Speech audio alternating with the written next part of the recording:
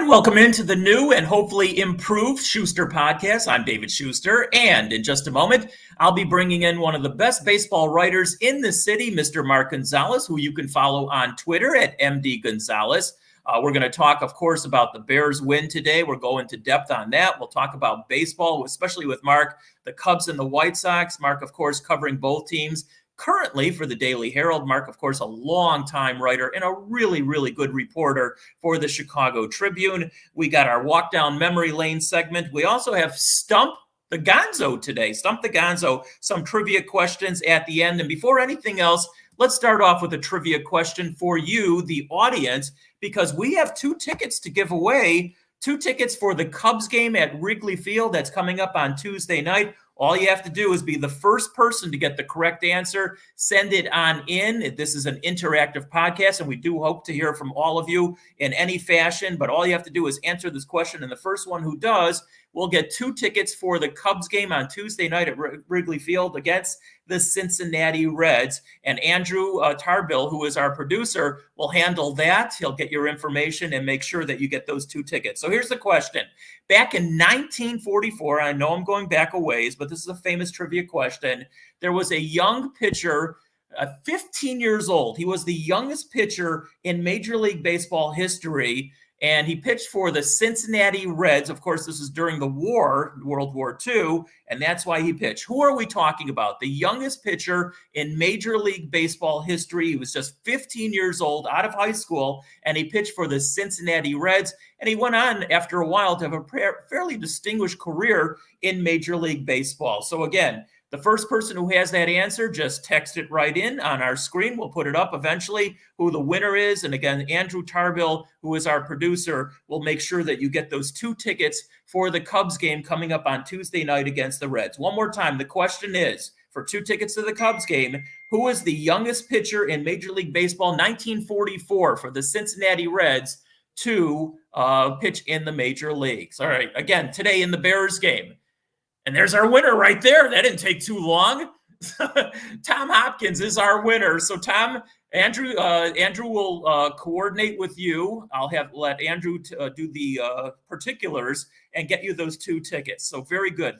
Congratulations, Tom. The Bears did win today, 20-17 over the Bengals. The defense won today's game. There's no ifs, ands, or buts about it. They had 4 quarterback sacks. They had a fumble recovery.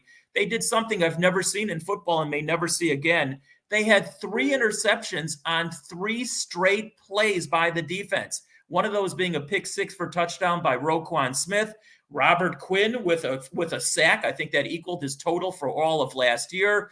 Khalil Mack and Akeem Hicks also with sacks in today's game. Now, obviously, everybody's going to be talking about what happened with the quarterbacks. Andy Dalton started the game. He led the Bears to an initial touchdown on their first possession, 9 of 11 overall, 56 yards and a touchdown, a QB rating of 118.2. Steve Winkler saying hi. Hello back to you, Steve. Then Justin Fields came into the game initially for his quota 1 series, but it ended up he stayed in the game much longer because Dalton left the game with a knee injury. And so Fields finished up the end of the first half. He played all of the second half, and his numbers not exactly sparkling. 6 of 13 for 60 yards, an interception. He also had a fumble of which he recovered. His QB rating of 27.7. So the question going forward, and feel free to chime in, is he your quarterback in next week's game, whether it's a pending injury to Andy Dalton or not? Is he your quarterback for the Bears against the Cleveland Browns next Sunday? We'll talk again with Mark in just a moment about that. And, of course, in baseball today, the White Sox beat the Rangers 7-2. The magic number is down to 4. They will wrap up the division over the next few days, either in Detroit or in Cleveland. And the Cubs won a game against the Brewers 6-4. Milwaukee clinching a playoff spot yesterday. Kenny McReynolds says hello. Hey, Kenny. The Brewers wrapping up a playoff spot, so they really didn't have much to play for today. We're going to talk to Mark about all that and much, much more in Major League Baseball. And without further ado, let's bring in Mr. Mark Gonzalez, who, again, you can follow on Twitter at MD Gonzalez. And Mark, of course, writing currently for the Daily Herald, longtime successful writer for the Chicago Tribune, has covered the Cubs and covered the White Sox. And I was shoulder to shoulder with him many times in the dugout and in the press box and, of course, in the clubhouses. And we welcome in Mark. And Mark, I hope you're doing well, and everybody in your family as well. David, I hope I didn't step on your foot any of those times we stood toe to toe or next to each other in the clubhouse or the. No, you didn't. I never minded if anybody stepped on my toe. It was when those camera guys would elbow me out of the way, as I'm sure they did to you over many times. But that's just part of the job. You learn how to deal with it and maybe maneuver yourself enough around in those scrums not to get that elbow into a solar plex here and there. Well, the foot came in handy if I thought somebody was getting a little too territorial. So it's an old trick. I understand. All right, let's talk. We got so much to talk about baseball, and that's why I wanted to have you on. But let's talk a little bit about football. I know you're a football fan, and we're going to talk about your team. Why don't you show everybody the logo on your shirt? Yeah, he's a big Raiders fan, and I knew that. I didn't know he'd be wearing that shirt, but I knew you'd be a big Raiders fan, obviously. He grew up in the Bay Area, and his Raiders, are they still your Raiders, by the way, even though they're in Las Vegas? Yes, they are. If you went through Oakland and see what the city really needs in terms of improvements in the infrastructure, particularly the public schools, I think you got to realize that those priorities are higher than a football team, unfortunately. And the Raiders have tried to get upgrades and improvements since 1995 when people were barking about Mount Davis blocking the view of the hills, but needed to be done, and there was more that needed to be done, and it wasn't done. So they've moved on, and I've moved my attention to Las Vegas. Steve Winkler, who's one of our favorites and certainly a longtime listener, viewer, he says that you're one of his favorite writers, and he's absolutely right about that. All right, let's talk a little bit about the Bears. We'll get to your Raiders in just a moment. The Bears won 20-17. What were your thoughts on today's game? The defense. Yeah. They were built on defense for the last couple of years, and for some reason they had gotten stops when they needed. And I think this Bears unit today was aggressive. Yeah, you mentioned a couple of the big plays, the interceptions. I thought Johnson really is coming to his own, locking down that one side of the field. Unfortunately, there were a couple of bonehead plays with the taunting and then penalty on Quinn, but they got the stops when they needed to. It was about time, but it's a good springboard, I think. And you see Khalil Mack got a sack, so things are falling into place today. It's funny, Mark. Somebody asked me on an outside podcast if I thought the Bears are now a defense that could hold a team week to week under 20 points. And I said no. And that's no slight against the Bears. I don't think there's a defense in the NFL that can hold anybody under 20 points on a weekly basis because the offenses are so geared towards scoring points. I just don't think defenses have the up like they used to in the NFL. Right. You get away from your traditional 4-3 or 3-4. You usually got to play, an extra DB or have that linebacker who's rangy enough to cover the perimeter.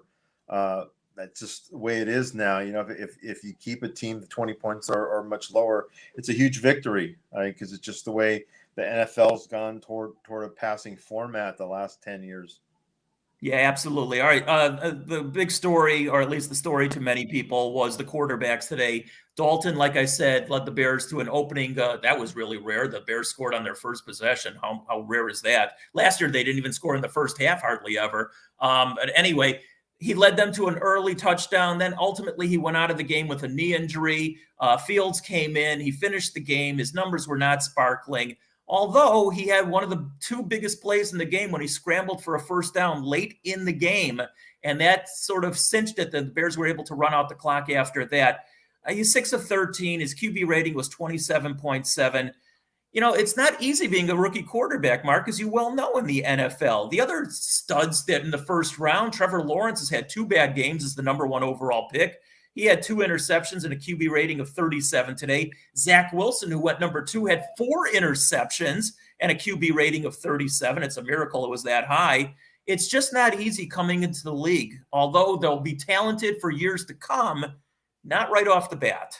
No, it's dangerous, and you can fall in love too quickly, especially, today when you see a guy like Fields, get a couple of key first downs, but big picture is they won on defense, plain and simple. So I understand the hype and all that, but don't fall in love too quickly because it's a real tough learning process for these quarterbacks. And it was 50-50 split on my Facebook and Twitter page. I said, who's going to start quarterback, next week against Cleveland? And a lot of it has to do with injury, obviously, to Dalton and his recuperative powers. But a lot of people said, regardless, that Fields should start next week. No, they shouldn't, because the veteran quarterback right now gives you more of a chance for right now to win a football game, at least in my opinion. Right. And this is a winnable division, I think. Mm-hmm. I think Green Bay getting smacked the first game of the year proved that this division is winnable. And I think that you look at the next game at Cleveland, you're going to need a quarterback to make smart decisions and one that's seasoned. You almost want a guy that's going to manage the game, not try to win it, because I think you don't need that many points to beat the Browns. But certainly Dalton this season, he's faced them before. And if he's healthy, I think there's nothing wrong with starting him and still use Fields in specific situations, because I think today, even though he had his struggles at times, he learned a lot. He learned a lot today. I think that bodes well for his development and the Bears going down the road. Our guy Sammy just chimed in saying he says he needs more mayo on his passes, and then I think he changed it. Maybe not mayo, hot sauce, whatever. I mean, you can't grease up the football. Tom Brady tried doing that once upon a time. And speaking of Tom Brady, he threw 5 more touchdown passes today. I mean, what kind of fountain of youth elixir does this guy have going for him? I don't understand. It's amazing. He just seems to get better and better. But I think the one thing that people overlook is he rarely gets hit.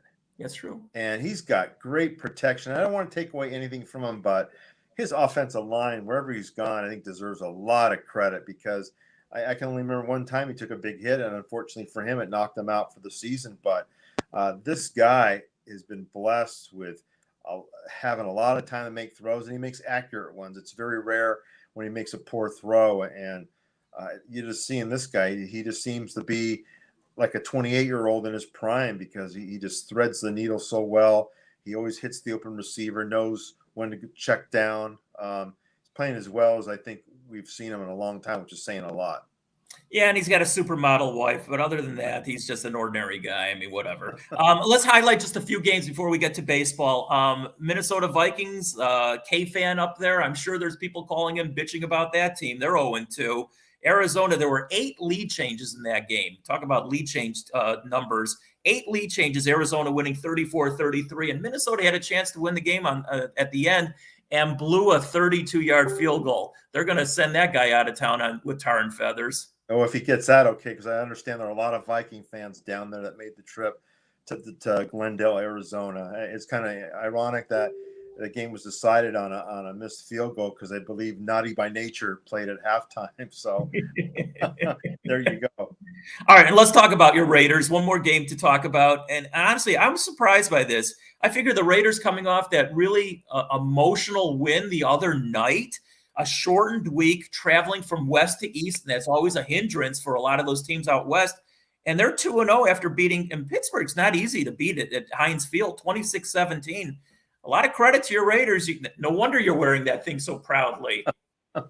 Well, I was pleasantly shocked, because I expected them to lose and have one of their typical games with a ton of penalties. But the play calling was terrific. I mean, even though they only scored, 26 points or so, and a lot of the drives were bogged down, they had to settle for field goals. Carr was razor sharp and really attacked that Steeler defense. I was very, very pleased with how they executed the game plan, because I figured with Jacobs out, they're going to have trouble moving the ball, but they attacked that defense very, very well, and I think kept the Steelers off guard and helped in the end when they're able to run out the clock. By the way, again, this is an interactive podcast. If people have thoughts or questions, please, Andrew will put them up on the screen, and David Allen just chimed in. Be patient, which obviously is not a virtue I normally have, but you're going to have to be patient with a young quarterback, specifically with Justin Fields. He's got a lot of learning, but Justin Fields has got that it factor. I mean, I saw that in college. I know it's going to translate into the NFL. It's going to take some time. The question is, do they want to put up – he'll make mistakes, and he's got a bad offensive line in front of him in essence. Do they want to put up with that now?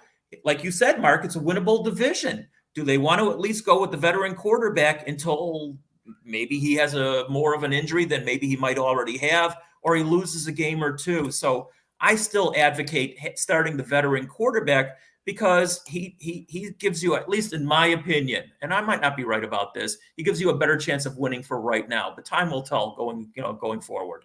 Right. And I think also that he has seen multiple defenses throughout his career, and the last thing you want to do is put a rookie out there who gets confused and then makes a big mistake, and it compounds into a turnover for a touchdown. And I think Dalton has seen it all throughout his career, so he's not going to panic back there. And if something happens where the drive stall, or they need a fresh set of legs, Fields is your guy to step in and give them a different dimension back there. Yeah, and he's going to be the Bears quarterback for the next dozen years with any kind of injury luck on his side. All right, I want to ask you one last question about Oakland, because I know you grew up there, and I know that you I'm sure you went to a lot of A's games, but even Raiders games as well. And I went to 2 or 3 Bears Raider games out over the years at Oakland Alameda Stadium, or whatever it was called nowadays or recently. And I used to get there really early, and I'd go through the tailgate people going into the stadium. And I got to tell you, if I ever wrote a book, and I won't, that'll be a chapter in my book, walking through that crowd going into a game. And it was pretty scary. I mean, you had the Hells Angels; those would be the weak link in that crowd. It was like a cross between 2 movie scenes: a prison yard from one of the prison movies, and the Star Wars first movie, where the bar scene, and you don't recognize what any of those people are. There was some scary dudes in that. And as I walked through like a gauntlet to go into the stadium, did you ever experience anything like that? Well, I remember one time I had a couple buddies that hydrated too much and they missed the game. They had to stay out in the parking lot. They just couldn't answer the bell. So shame on them, but they had a good time. I always enjoyed going there. Funny story for me, I saw a tweet where Dusty Baker ran into Dan Pastorini in an Astros game, and it kind of brings back memories of the late 70s, early 80s, when Pastorini had a short-lived career with the Raiders and Plunkett took over and all that. But I mean, there have been some incredible games that I saw. The Patriot Raider game in the 76 playoffs. I broke my ankle. My second to last game as a sophomore in football, I got clipped. So I had to wear a cast for 6 weeks. It's big lumbering cast, but I had a walking cast. So I was able to go to that Patriots Raider game and sit in the third deck. And I was right there in front of me when Kenny Stabler ran the bootleg for the TD, and all my buddies were on the field celebrating. And I'm here. I'm not going to make that jump onto the field behind the dugout onto the field and risk re-breaking that ankle, but nothing like it. What I witnessed there. I mean, I've seen some women get into some fights there, pretty fierce. That just I wouldn't go try to break it up. It was fierce, but they're all behind the silver and black at that time. It was amazing just how everybody meshed together with one single common theme, and that was to support the team and beat whoever they were playing. Just win, baby. Just win. It was so true. Yeah, we were so lucky to see Stabler and Jim Plunkett and Marcus Allen. I mean, you can go on and on with so many great names that were in Raiders history. All right, let's switch over to baseball. Let's start on the South side initially. The White Sox, again, won today's game down in Texas, 7-2. Their magic number's 4. They're going to clinch the division over the next couple of days. It'll be interesting to see what kind of celebration they have. I imagine, rightfully so, they'll have a decent celebration because it's a big thing. Now, the Brewers wrapped up a playoff spot yesterday, but that's not, they're going to win the division themselves over the next day or 2 or whatever it is. So it'll be interesting to see what the White Sox do. But I want to ask you, the White Sox have, and one of their strengths all season has been their starting pitching. No ifs, ands, or buts. Maybe top to bottom, 1 through 5. Although Dallas Keuchel hasn't been good at all this season, it's probably the strength of that team. That being said, if they get into a best of 5 or a best of 7 series, which they will do they have that number 1 pitcher? Who would you go with in game 1, depending on who you're facing? If I knew Carlos Rodon was healthy, I would go with him number 1, but he's got a lot of TLC coming his way. So the plan is for him to throw once a week for these last 2 weeks and have him set up for the playoffs. I would go with Lance Lynn game 1, and I tell you why, because if you're only going to have Rodon for 1 game, have him start game 2, That way, if it goes to 5 games and you win it, then you have Rodon for game 1. The other factors are, you have some days off there. So let's say it goes 5 games. You start Lynn game 1. He's going to be well rested for game 5. Game 3, I feel better now saying that I think Giolito's to start game 3. I just think that he's got it going again. There was a time, middle of the season, he was having some struggles. I think he's corrected those now. Pitched well today, albeit against not a formidable Rangers team, but he's looked good in consecutive starts. So that bodes well. And then it goes Cease game 4. He's got the greatest strikeout potential of those guys in the rotation, but he usually doesn't go past 5 innings, and then you have that day off after, so the relievers can recuperate for game 5 to help Lynn if necessary. Is Keuchel kept off the playoff roster, at least initially? I think this one, I think there's a chance. I think I can understand if they keep him off the roster for this first round. I think best of 5 series, you can go with 4 starters. There's a few guys in that bullpen who can give you some length. Ronaldo Lopez was a guy that pitched well up until his last start, but he seems to get it going pretty well for right now. I'd want to see him pitch one more time before saying, yeah, I should be part of this, but he's a guy that can give you length as long relief.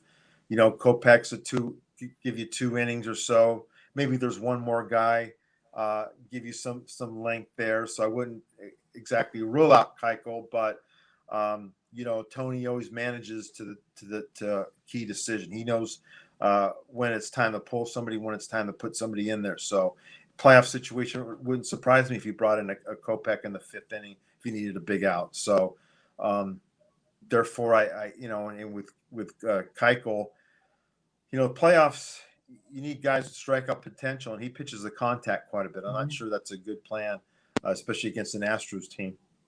All right, let's talk about their bullpen. Obviously, Hendricks is the closer, and rightfully so. He's had a fantastic year. I mean, his strikeouts to walk ratio is beyond off the charts. Kimbrel, I think he still has good stuff, although, his velocity might be a tick or 2 off from maybe earlier in the season, and his control, especially on the outside corner, has just not been there. What do you make of what's going on? Do you think the fact that he's not the closer has hurt him, at least emotionally or mentally? I think in the long run, it could pay off dividends, what they did making that trade. But to this juncture, that the jury's still out on that. Yeah, he's got 2 weeks to find what he had the first 3 months with the Cubs.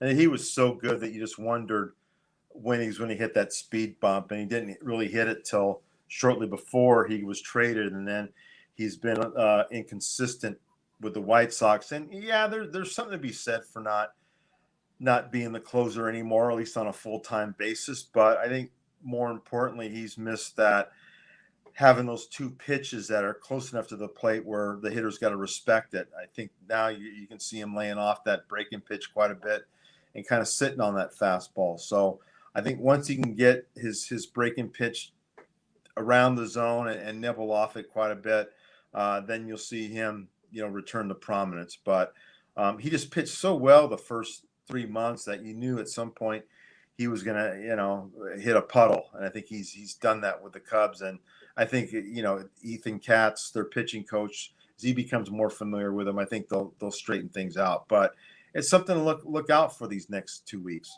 Absolutely. All right. Offensively, just a few questions.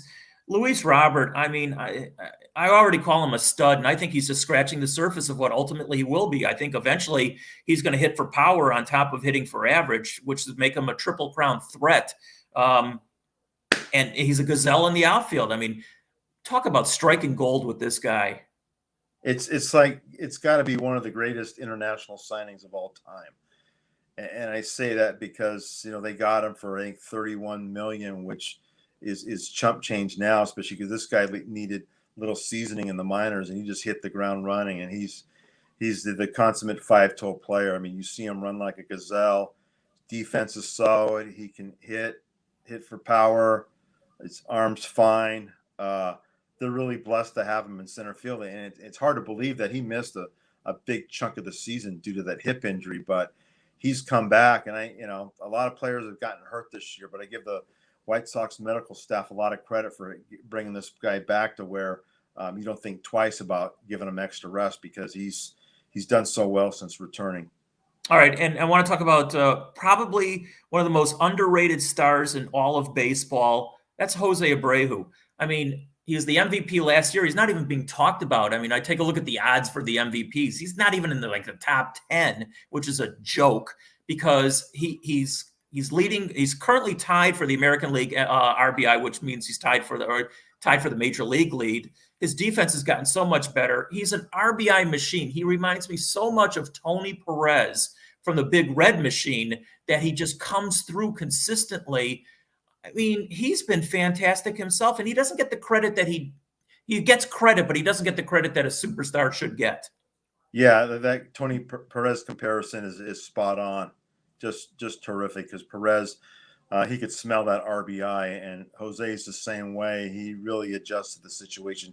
He's just not only a power hitter. I mean, as you mentioned, his defense, which is one of the biggest improvements of this franchise, just how this guy has worked at it, and the fact that he didn't want to be a DH, but he backed it up by improving as a defender. And also, I think his base running too. You know, some propeller head got on me the other day by saying, "Oh, he doesn't run as well as he used to." But you know what? He forces the issue, and even though he's gotten dotted by pitches all over his body, he still goes out there and wants to play. And you got to give that guy credit for that, because he could be telling Tony, "Hey, I want to tap the brakes and all that." But even if he's hurt, he's going out there and giving them 100%, and usually helping them win a game. All right, so we know the White Sox are going to win the division. They're going to match up against Houston in the first round, best of 5 series. That's almost etched in stone at this point. And likely Houston will have the home field advantage. They came from behind and won a big game for them today. So I think they have a 3-game lead over the Sox and the tiebreaker. So that's basically a 4-game lead. They have a tough schedule, but they're not going to get caught. So it's going to be the White Sox in Houston starting off down there, rematch of the 05 series for what it's worth. How do you like that matchup? You know, I go back and forth with this matchup, because I have some questions about the White Sox and their ability to play smart ball at times. We've seen they've had some defensive lapses. They certainly did so in one of the games here when they played the Astros and lost at second base. And then those errors, I think it was on Thursday once again, you know, Tim Anderson bobbled the grounder, but Cesar Hernandez didn't get over there to cover for a potential double play. And you look at the defensive metrics, and there's some positions, specifically second base, where the White Sox are really struggling there, really down. And in playoff baseball, you can't have those mistakes. They cost you. But on the other hand, the Astros, I'm not sold on their pitching too much, especially their bullpen getting to Presley. They've had their struggles, even though they've made some trades.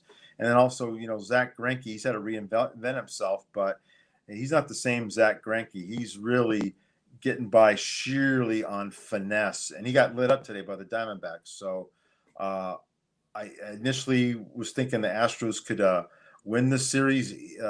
I wouldn't say easily, but in 4 games. But now I'm thinking it's moving closer to a toss-up, just because, you know, I got some issues about their bullpen back into the rotation and the White Sox defensive acumen. You know, it's going to be an interesting matchup managerial-wise between Dusty and Tony. And every time I think of those two guys, I think of when Dusty was, you know, with the Cubs manager and Tony was with the Cardinals, and that famous incident where they were both standing up on the top of their dugout, and I was down by the field that day, and they're screaming at each other, almost like challenging each other for a duel. And I'm sure they have respect. How can you not for each other? But that'll be an interesting little side note of that series. Yeah, actually, I witnessed it when I covered the Giants, and Tony had just left the A's to go over to the Cardinals, and they had their they had quite a few exchanges back then. Nothing as heated as what you witnessed here, but there is respect from him. I think Tony treated Dusty very well toward the end of his career with the A's, and Dusty has always made a point to praise Tony for that. But these guys are fierce competitors, and I think the one thing we're kind of overlooking, and I hope we get back to in baseball, is that there's something to be said for wise managers with wisdom and knowledge. And you see where Tony's 76, Dusty's 71, and yet they bring a lot to the table. And I'd like to see more executives not write off a candidate because of his age. You know, you look at Joe Madden, he's 66 or 68 with the Angels. He's had a tough year, but we'll see what happens next year. But you know, Snicker from the Braves, he's in his upper 60s, but he's doing a fine job. He should win that division. I'm not sure it's going to happen because the Phillies are fighting to catch them. But you just look at what Dusty and Tony have done with this era's players, and you can't overlook it. All right, let's go to the other side of town. A couple of quick questions on the Cubs. It's been a weird year. They were in first place until the end of May, early into June, and then they went on that 11-game losing streak. And then, you know, I'm sure this was preordained. I continue to say that if they fell into the abyss, that they were going to, you know, get rid of a lot of guys, and they did. They got rid of the three key players from the championship team, meaning Rizzo and Bryant and Baez, and you know, they've a lot of the young, you know, I won't even call them young players, but younger players. You know, the Schwindel, Patrick Wisdom hit his 27th home run, which is pretty amazing. He tied a club record today for rookies with 27 home runs, and he wasn't even here the whole season. Rafael Ortega, but none of these are really young players, as you know, we both know. And so what is the Cubs' near and maybe even more so far future? And someone's asking David Ross coming back next year. Yeah, David Ross is coming back next year. He's not going anywhere. But what do you think the Cubs' near and far future is, Mark? Well, I think that they'll stick right now. I think they have some idea of who they can rely on for next year. And that would be, you know, I think Nico Horner will find a spot at some place, some position. You know, some people say, well, he's not strong enough, doesn't have a strong arm enough to play shortstop. Well, if that's the case, then I could see him maybe moving to the outfield. But I do see Nico Horner becoming their leadoff hitter. Mm-hmm. I could see it happening with Nick Madrigal playing second base and batting second. So you have two guys at the top of the order, which I think is very huge because we haven't seen that area stabilize since, you know, 2016 with Dexter Fowler at the top, and then any combination of Rizzo or Bryant at the top of the order. So you have that. And then I think the bullpen, they've actually, I think, really been able to get ahead of things, not wait till spring training to put a set of eyes on guys like Cody Hoyer, you know, Manny Rodriguez, he just went on the DL, but getting Rowan Wick back too, so they know he's healthy. I think that helps them, the back end of the bullpen, and it'll be cheap because there's no sense in going out and getting a big time closer if you know you're going to lose, you know, at least 80 games next year, which now leads us to, you know, the long range forecast. And everybody's excited about Brendan Davis, but I would just say let him develop. We don't know what the collective bargaining agreement is going to be next year, so keep an eye on service time and what those rules state, and then when he can come up to join the big league club and not have his arbitration time manipulated like what happened to Bryant.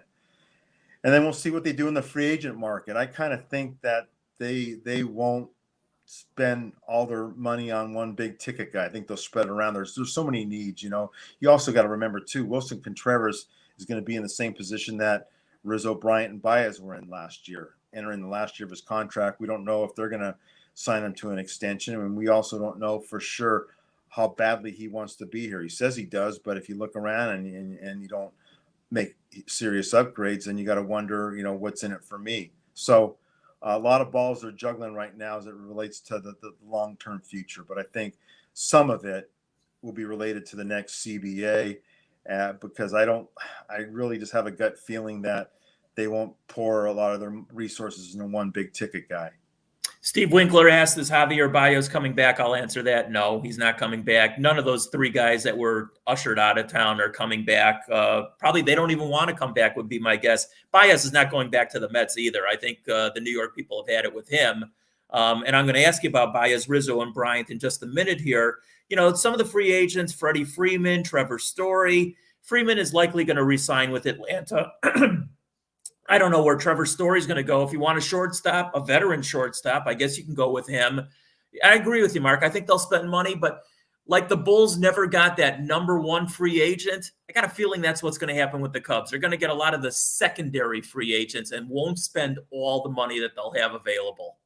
Right. And if you look at the market and what could happen, especially if there's a lockout or there's not an agreement early December, and let's say we get off to a late start, I think there's going to be a secondary market where they'll be fishing for the down at the bottom, but hoping to strike a deal somewhere like they did, for the first half of the season with Jock Peterson. That was one guy that they got some mileage out of, and then they flipped him. I think this time it'll be a little more long term than Jock Peterson type free agents. So we'll see what happens, but I think that would be their mode of operation. All right, let's go around the major leagues. I mentioned Baez, Rizzo, and Bryant. I mean, obviously, great memories, and Cub fans will, laud these guys for years and years and years to come. But honestly, I've watched all these guys in the box scores on a daily basis. None of them have been really that good. I mean, Baez had this one stretch after he made a fool of himself by, basically flipping off the Met fan base, which was idiotic. His agent probably told him that too. But he hasn't really done very good overall, and he still strikes out a ton. Rizzo gets a hit here and there. He was hot very early on, but really hasn't done that much. And even Chris Bryant has not done that much out in San Francisco. I'm going to guess that Bryant re-signs with the Giants because it's close to home. The other two guys, I don't know where they're going to go, but none of them are coming back to the Cubs. I'm pretty confident in saying that. I feel the same way. In the case of Chris, he's been pretty steady out there with the Giants, not, hitting a ton of homers or hitting for a high batting average, but he's given them what they need. Is a productive guy, whether he gets on base or drives in a run. He's ran the bases well. He had a tough game today in right field. He got introduced to Triples Alley out there. Tough place. Angles at Oracle Park. So he had a rough one today, but overall they love him. But as far as him returning there, they re-signed Brendan Crawford.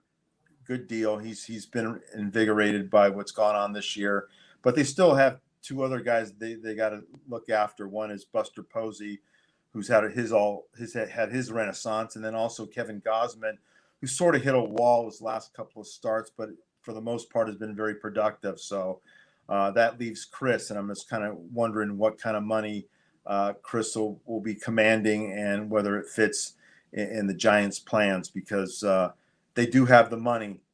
They definitely do have the money because they have guys coming off the books. So we'll see how that plays out. In the case of Rizzo, I kind of think he's going to stay on the East Coast. I would think that the Yankees might be an option, but I think a bigger option would be the Red Sox, which would be his first team. He'd also get to train in Florida. I think that's a bigger deal to him than most people realize. And with Javi, who knows? But I kind of feel that with you, he's not coming back here. It would have to be a deal where he's not getting many offers, and the Cubs say, "Hey, we have money for you, but we're not going to give you the 25 or the 30 million annually you think you're going to get." Which leads me to the next possibility is he might just say, "You know what? I'm not going to swallow my pride. I think I'm that good of a player to where I'm going to keep waiting and waiting." He's not represented by Scott Boras, so we don't see a pillow contract out there. So I'm very curious to see where he ends up, but I don't think it's going to be here. Again, what he did, in leading the band and basically flipping off the fan base is one of the dumbest things for a guy who's going to be a free agent in the upcoming offseason that I think I've ever seen. Around the major leagues, only two divisions are really up for grabs at this point, and I'm sure Major League Baseball is not really enthralled with that fact. They do have the two wild cards, which are interesting, especially in the American League, Toronto, Boston, and the Yankees. And the Yankees, I mean, they're a weird team also. They're now a game and a half in arrears of both Toronto and Boston. The almost more interesting one is the National League wild card. And right now, along with the division out west, I mean, the Dodgers are one game behind the Giants. And if I'm the Dodgers, they have to win that division. If they win that division, they're going to win the World Series. And we talked about this off air. If they get into the wild card one-game play-in, anything could happen. They could go against the Cardinals, and 40-year-old Adam Wainwright could pitch the game of his life, and that's the end of that. But if they get into a 5 or 7 game playoff series, they have two studs and maybe 3 at the top of the rotation. Scherzer right now looks like the greatest pitcher of all time. And Kershaw is coming off a couple of great performances, and Urias is real good. So, if the Dodgers win the division, I hate to say it, I'm going to pick them to win the World Series. Yeah, the key for them is going to be to make sure they win that division, because it's going to be fascinating, especially coming down to that last weekend, because I believe the Giants have another series against the Padres to end the season. But the Dodgers play the Brewers, who really have not much to play for except keeping their guys sharp for the playoffs. So I'm curious to see how much the Dodgers go full throttle, because if they do have to go in that wild card game and their pitching's not lined up, I mean, it's nice to have a fallback like a Buehler or a Kershaw instead of Scherzer if you need him for that last game. But you definitely want to avoid that last game at all costs. So, yeah, I'm sorry to cut you off. You mentioned the Padres. What a soap opera is brewing out there right now. I mean, we all saw what happened in the dugout. Was it last night or the night before? Manny Machado and Fernando Tatis, the two studs of that team, almost squaring off in the dugout. And you can imagine that's been brewing for a while. Now, neither one of those guys is going anywhere because that is the Padres right there. So the manager, of course, will take the fall at the end of the season. But what do you make of that soap opera? Not good. It's frustration, but you can't do that when you're in the thick of a playoff. I know everybody's had their gripes against umpire Phil Cuzzy. He didn't have the greatest game back there, but Phil Cuzzy didn't cost him the game. And young player like Tatis, it's just amazing how much he and the Padres have regressed in the last 6 weeks. It's not good. And Manny Machado did his best to kind of calm him down. But still, you can't have incidents like that be so public. You take it inside and settle your differences, because now it becomes even a big microscope when they're trying to catch the Cardinals and they only have 2 weeks to do so. It's not a good situation. And they lost today. So that's going to magnify things even more. They got to play the Giants. So they play them at home starting this week. So I'm curious to see how they rebound, but they won't have Darvish because he pitched Saturday. So they got their work cut out. Yeah, I think they're going down the tubes, to be honest with you. All right, before we get to our walk down memory lane segment and then some trivia stump questions here at the end, one more thing in baseball, and it's the postseason awards, and actually that's where the races are really good. I mean, the National League MVP is going down to the final 2 weeks. The American League Cy Young, although Garrett Cole fell on his face earlier today at Cleveland, and some of the managers of the year, those will both be good ones. But tell me I'm crazy, Mark, if you want to. I think the American League MVP award, which everybody thought was sewn up by Shohei Ohtani. And, he's been sort of the face of baseball most of the season. But Vladimir Guerrero is in the Triple Crown race here. He's leading in 2 categories, or tied at least in 2 categories. He's not that far behind in the RBIs, and he's going to get his team into the playoffs. If I'm voting, Mark, and I know you've had votes over the years, I'm voting for Guerrero over Ohtani. It's certainly one you can make a strong case for. He's not going to win the RBI race unless something happens to Salvador Perez or even Jose Abreu. But what this guy has done is pretty much putting the Blue Jays on his back and carried them this far. Leonard Koppett, my first boss and Hall of Famer, he always said, wait for the last 2 weeks. That'll usually decide your vote. He said this in 1999 prior to Chipper Jones single-handedly destroying the New York Mets and making my vote pretty easy for MVP that year. So I'm gonna sit back and see what develops with him, with Guerrero and Ohtani, because it looks like even though Ohtani pitched today, he's still got a couple weeks left to see how many more homers he can hit. But there's got to be some kind of value placed on a guy's contributions to a team's winning, and certainly Guerrero has done that with the Blue Jays.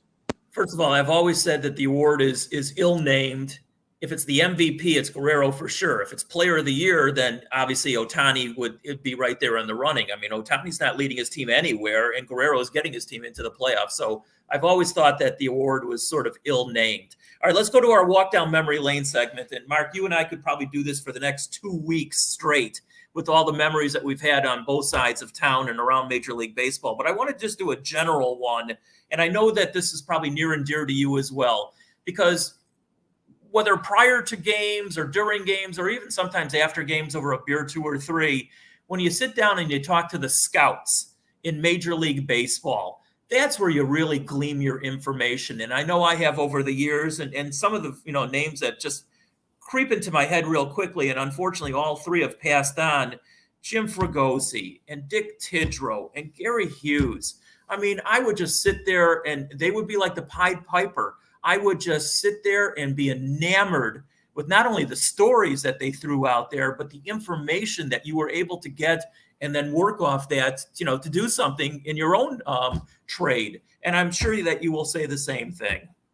Yeah, today is a tough one because it's a 1-year anniversary. Gary's passing, and exchanged some messages with his son Sam, who's a terrific scout with the Yankees. And it's hard to believe it's been a year, but the one thing I learned from Gary was that don't fall in love with a certain player even though you see him for the first time. And because I had asked him about Sean Estes, and he said he didn't like him out of high school. He liked him, but not a lot. And the guy he did love more than Sean was Doug Glanville. So Doug, if you're listening, I hope you feel good about Gary's evaluation, because he just certainly felt strongly about you.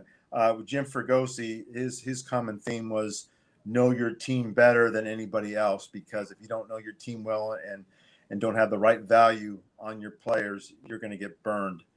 And Dick Tidrow, a zillion stories, but this guy knew pitching inside and out. And you were here for the white flag trade and how much he kept Ron Schuler out late, working him over and over to make sure it was more than this Roberto Hernandez, that it was Wilson Alvarez and Danny Darwin that were going to be included that deal. Quick story on that one too. I was covering the Giants for the San Jose Mercury News, and I believe it was the day before the trade. I had that day off, and I was ready to go to San Jose to look at the shortstop, Mike Caruso. And so I decided, you know what, I better stay home and pack because I'm flying to Cincinnati the next day. Well, as it turned out, this is before the internet really took off, Mike Caruso was pulled from the San Jose Giants lineup. So that if I would have shown up, I would have known that was a red flag, that there was something going down. I missed out on that. But those are little things that you learn along the way. Jim Fregosi was one of the first managers I covered when he was on the South Side with the White Sox. And then, of course, he was in different franchises in their front office and in scouting and yada, yada, yada. But you grew up in California, so you could speak to this more than I can. Jim Fregosi might be known as the greatest athlete in the history of California. Not only was he a great baseball player, but he played all the sports, basketball and track and field. And there's a story that on his way to one of the football games that he was playing in, he stopped in at a track meet and won the event and then went to the football game and probably scored 4 touchdowns or something like that. I mean, he was one of the great athletes in California state history. Yeah, it actually was baseball, but Jim went to Sarah High School, where a lot of great athletes went, including Lynn Swann, but he used to refer to Barry Bonds as the second greatest athlete ever to play at Sarah.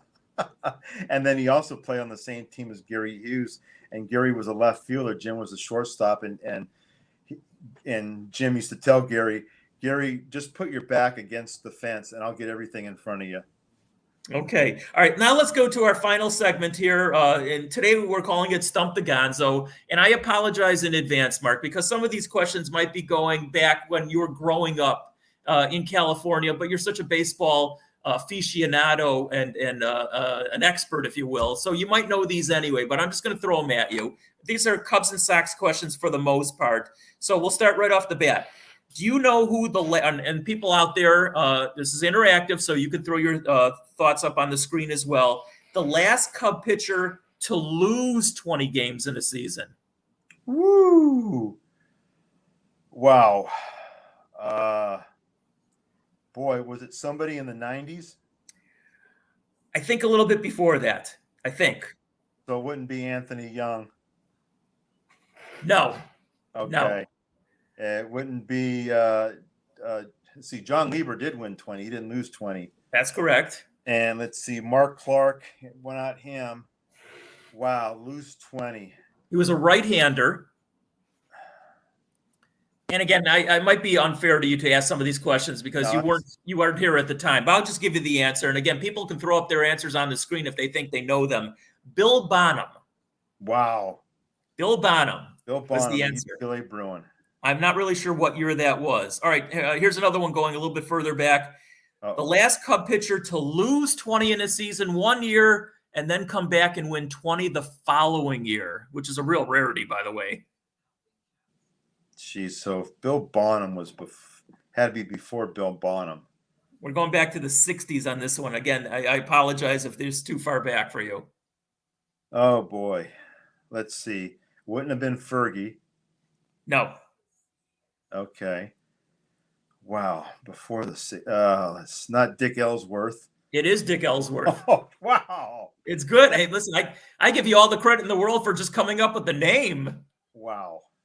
Dick Ellsworth, he lost 21 year and came back and won 20 the next year.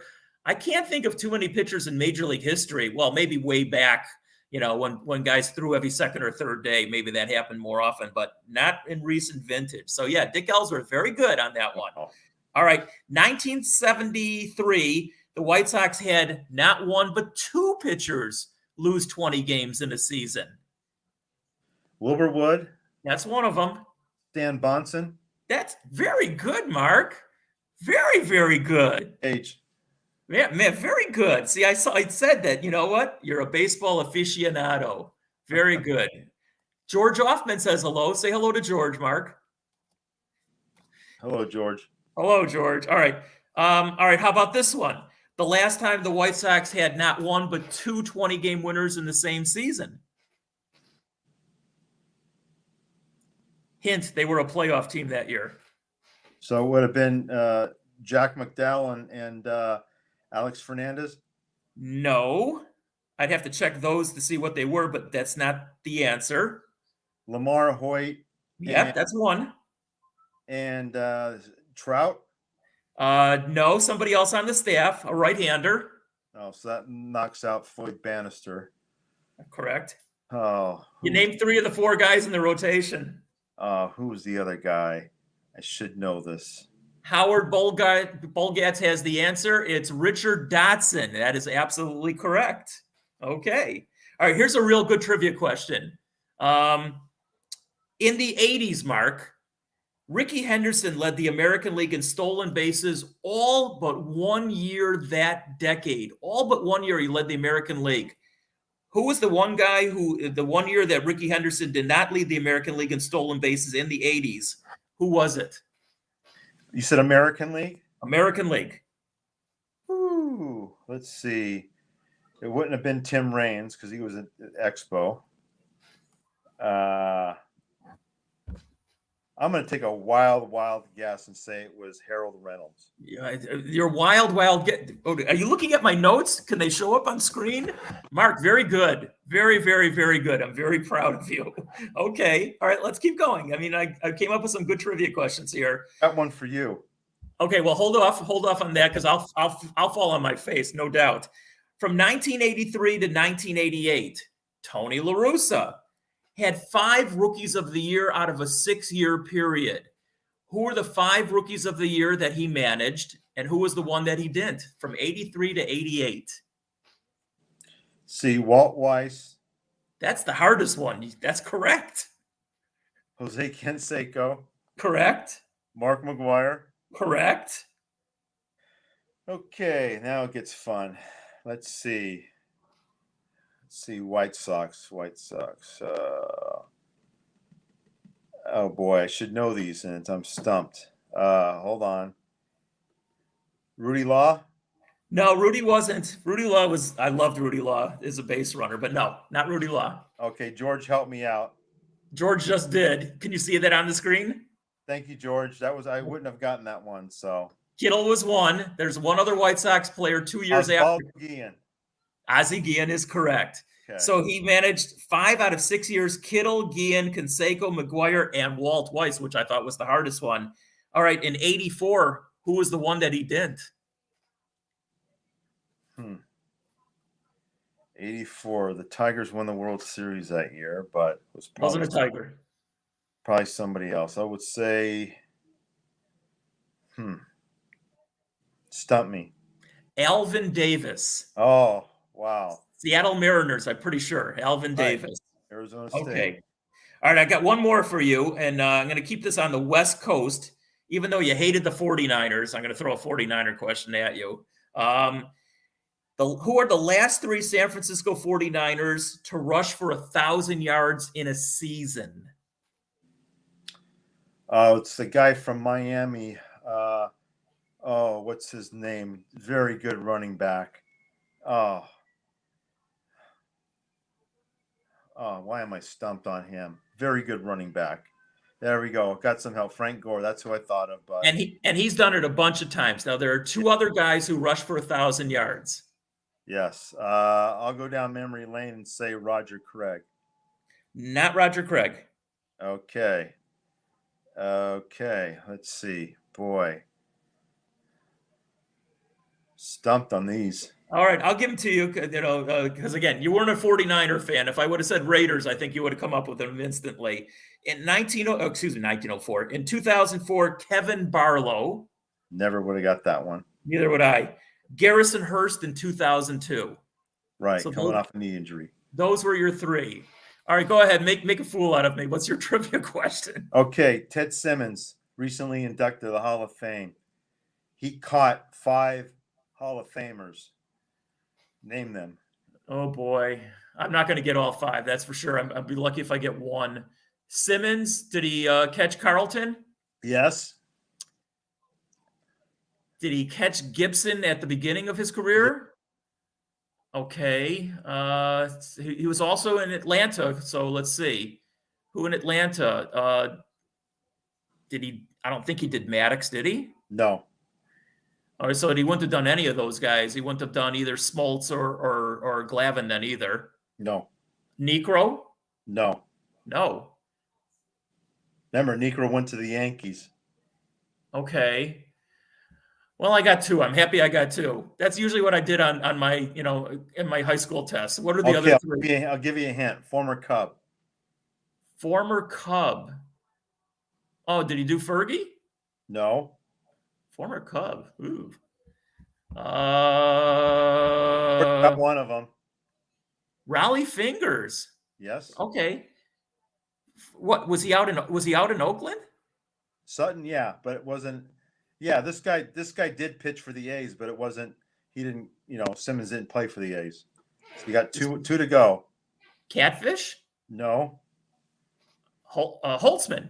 No. Oh, a former Cub. Oh, Eckersley? No. Oh my God, I'm running out of former Cubs. In the Hall of Fame. What other former Cubs were there? George, come on, George. George, help me out. Who are they, Mark? I'll guess all day. Say hello to Bruce Sutter. Oh my God, I should have known that one. I'm sorry. And Donald Howard Sutton. Okay. So wait, Simmons caught for how many teams then? Well, the Brewers and the Cardinals were those were represented those 5 players. I should have gotten that. And I forgot. I actually spaced out and forgot that he was up in Milwaukee also. Good stuff. Really good stuff.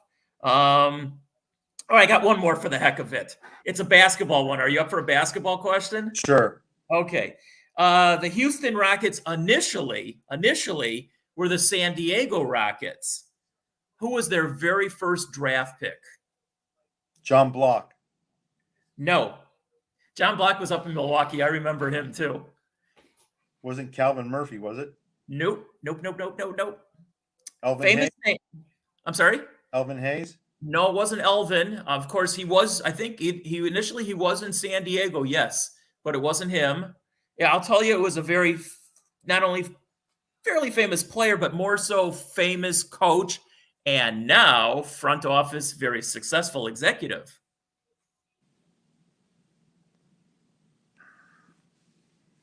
Not Elvin Hayes. Wow. Oh, Riley.